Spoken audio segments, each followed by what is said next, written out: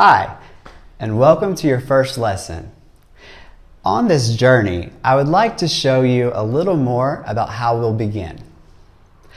The most important thing about the English language has to do with verbs and the fact that we have two verbs. Now, the first is the auxiliary verb. Next, we have the main verb. So, we will have two verbs with one exception, and that is the verb to be as a fact. We will get to that point later, but when we use the auxiliary verbs, the first thing I would like to focus on are what an auxiliary verb does. First, it gives you time, and these are called the verb tenses. Second, we give expression, and these are called modals or modal phrases. So with the auxiliary verbs, we'll start today with just the verb tenses. Now, let's start simple, and I'd like to start with the simple tense. Now, we use the verb to do to represent the simple tense. However, it's only used in questions or negatives. Next, we have the continuous tense. This can sometimes be called the progressive tense. It's going to be plus ing, and that's the verb with ing added. Third, we have the perfect tense. Now, the perfect tense will always be to have plus the past participle. What is the past participle? It's the third form. So, as we go along in our studies, you'll have to memorize all of those irregular verbs that are in the second and third form. Last, we have present perfect continuous, also sometimes called present perfect progressive. Now, this tense is going to be a mixture of continuous and perfect. It's to have plus been, which is to be in the past participle, plus the verb in ing. So that's to have plus been plus ing. Easy, right? So as I said before, we only use do in the negatives and questions, and I'll explain why with my assistant Ty. Now, when I say I like snacks, I don't say I do like snacks, or that's a little argumentative. Now, Ty, do you like snacks? Ty, do you like snacks? I like snacks. You don't like snacks. I like snacks. You don't like snacks. I do like snacks. So, we try not to argue even with our cats. We go straight to the verb. I like cookies. I like cafe. I like lunch. So thank you again, Ty, for your help. But let's continue.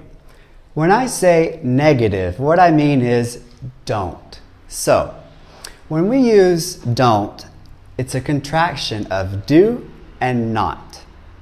Don't. For example, I don't like germs.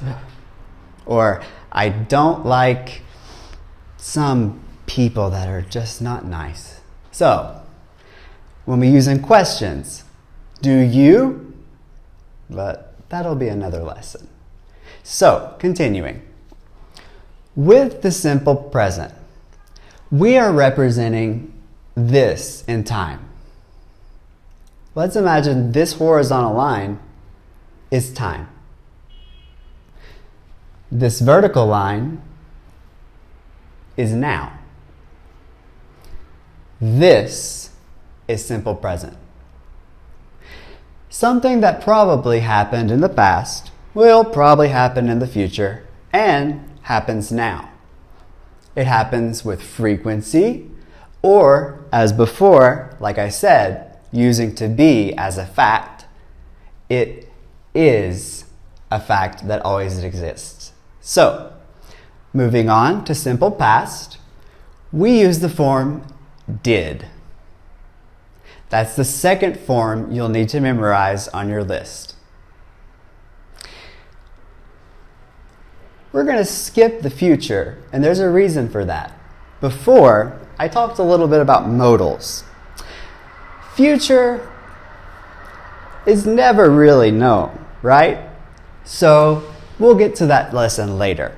Let's stick with just the present and the past. So again, I would like to start with the simple present. Let me give you some examples of how we can use this in real life. I eat lunch every day at 5 o'clock. I go swimming every day at 4 o'clock. Every week, I study English with Jeffrey. Every day, I study English with Jeffrey. All the time, I study English with Jeffrey. I'm just kidding. But we use this when we have frequency. Okay? Next, we're going to talk a little bit about the simple past. Now, with the simple past, we're representing if this were time and this were now. Simple past is one point in the past with specific time. For example, I did my homework yesterday. I went to the store today. I went to Disney World last week. Just kidding, I didn't. So, what I like to do, instead of going to the future, as I said, we're going to move on to the continuous, because comparison is sometimes better than just definition. So let's keep this going. With present continuous, remember the formula, to be plus ing. Now let's narrow that down a bit. I am. You are. He, she, or it is. We are. They are. And you all are. Or just you are as a group. Now,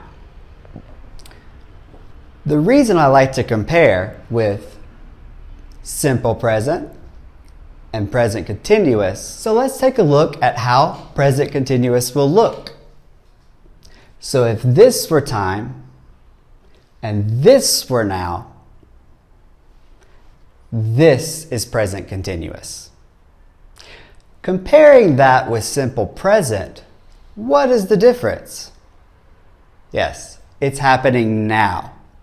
For example, you are studying English now. You are studying English now. Don't forget the ing. Versus simple present. I study English every day. The difference is sometimes more important in comparison than definition, as I said. So that's how we'll conduct our classes. More by comparing than by defining, because you can all read pretty well, I'm sure. Okay, so let's put this into practice. Let's look at simple present versus present continuous. Let's look at some examples of the differences between simple present and present continuous. So, here we have Fred runs at the park every day. Now, every day represents something with frequency, so we use the simple present. Next, we have Fred is running at the park now. Now represents the present continuous, at this moment. Let's try another one. Jordan can't come to the basketball game because he is watching a movie. In this situation, we use the present continuous because it wouldn't make sense to use the simple present for the moment Jordan was not at the basketball game. It was not a moment of frequency, but at that moment that he couldn't come to the game. So try a few on your own. Feel free to pause if you need more time.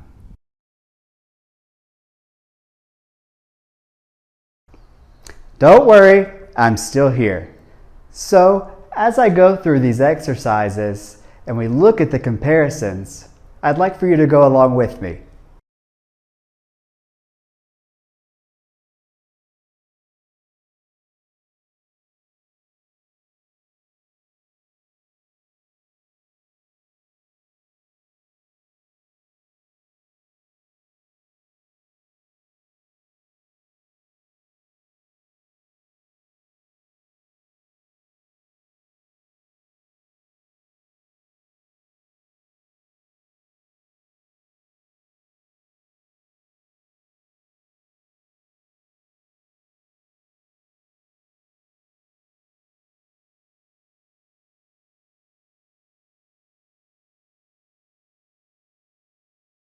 Are you confused?